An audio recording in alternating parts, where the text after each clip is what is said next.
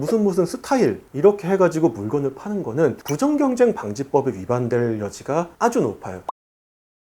변호사님, 제가 유튜브에서 캐리어를 수입해서 파는 분이었는데 팔다가 리모아로부터 내용증명을 받았다는 그런 쇼츠를 봤어요. 리모아가 알고 봤더니 이제 캐리어 디자인에 대해서 디자인권 등록을 받았다고 하더라고요. 근데 요즘 사람들이 리모아 캐리어를 되게 많이 쓰시는데 리모아가 캐리어 디자인권 등록을 해놓으면은 다른 업체들이 어떤 걸 못하게 되는 건지가 좀 궁금하거든요. 리모아가 캐리어의 디자인에 대해서 등록을 받아놓은 거는 저도 확인을 해봤습니다. 누가 봐도 참 그 리모아처럼 생긴 트렁크에 대해서 등록을 받아놨더라고요. 리모아의 특징은 뭘까요? 리모아만이 가지고 있는 세로줄과 알루미늄 소재와처럼 보이는 그 사각형, 그게 리모아의 특징이라고 생각이 드는데, 근데 사실 시중에 팔고 있는 수많은 트렁크를 보면은 세로줄가 있고 은색인 거 엄청나게 많거든요. 사실 진짜 그거 많거든요. 그러면은 그 디자인이 전부 리모아를 베꼈다? 라고 하기는 이제 또 어려워졌고, 그렇다면 리모아는 어디까지 본인들의 디자인권을 주장할 수 있을까? 라고 봤을 때 자기들이 디자인권으로 등록을 받은 트렁크와 동일하거나 아주 극히 유사한 정도만 자기들의 디자인권이라고 주장을 할 수 있을 것 같고요. 단순히 뭐 세로줄에 있거나 은색이라고 해서 리모아가 본인들의 디자인권을 침해했다고 주장하기는 좀 어려울 것 같습니다. 사실 왜 그러냐면은 디자인 보호법 심사 기준에 따르면은 유사한 것이 많으면은 권리 범위를 좁게 보고 독창적인 건 권리 범위를 넓게 본다고 되어 있는데, 이미 트렁크 디자인은 전 세계에 수억 가지의 디자인이 나와 있을 것이고, 거기서 지금 리모아의 디자인과 뭔가 비슷한 것들도 이미 엄청나게 전 세계에 많지 않겠습니까? 그렇기 때문에 이제는 리모아가 자기들의 디자인과 유사한 모든 것이 우리 디자인이다 라고 말하기는 좀 어렵지 않을까 생각이 듭니다. 캐리어를 만드시는 회사라고 치면 디자인권 침해를 하지 않기 위해서 우리가 상표 검색을 하듯이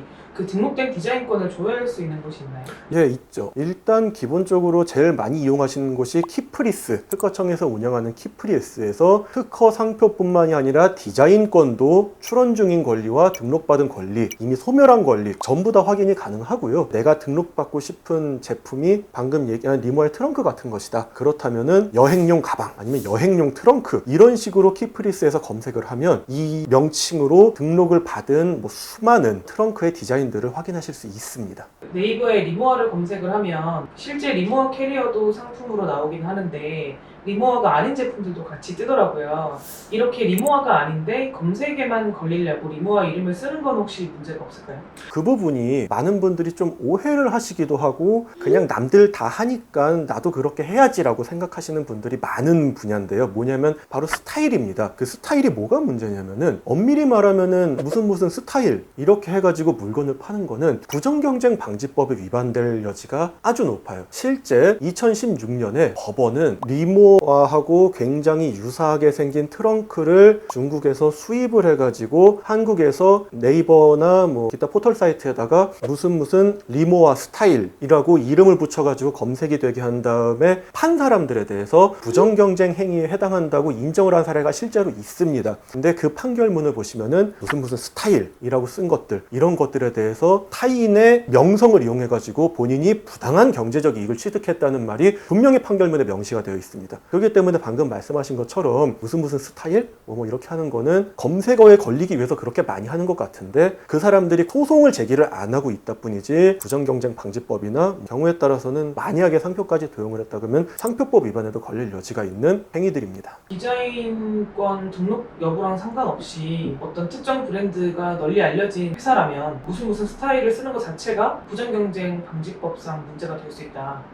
그렇게 이해하면 됩니다. 부정경쟁 방지법이 모든 회사의 모든 디자인과 모든 상품에 대해서 보호를 해준다기보다는 일반적으로 소비자에게 어느 정도 알려진 회사들의 물품이나 상품을 보호해준다고 이해하시는 게 좀 빠르고요. 그러니까 만약에 제가 오늘 어떤 가방을 만들었는데 누가 그걸 베꼈다, 이 정도는 사실 부정경쟁 방지법으로 보호받기 힘들죠. 근데 리모아 같은 사례는 전 세계에서 최초로 바퀴 달린 트렁크를 만든 회사라는 얘기도 있고, 그만큼 전통과 역사를 자랑하고 국내에서는 이미 널리 알려진 회사고, 그런 회사의 디자인과 명성을 불법적으로 차용한다는 건 분명히 부정경쟁 행위에 해당하겠습니다. 디자인적으로 캐리어의 외부에 홈이 이렇게 파 있는 거는 그렇게 특별해 보이지는 않는데요. 이런 디자인이 독창적이다, 그래서 독점적으로 보호를 해야 된다라고 판단한 근거가 혹시 있을까요?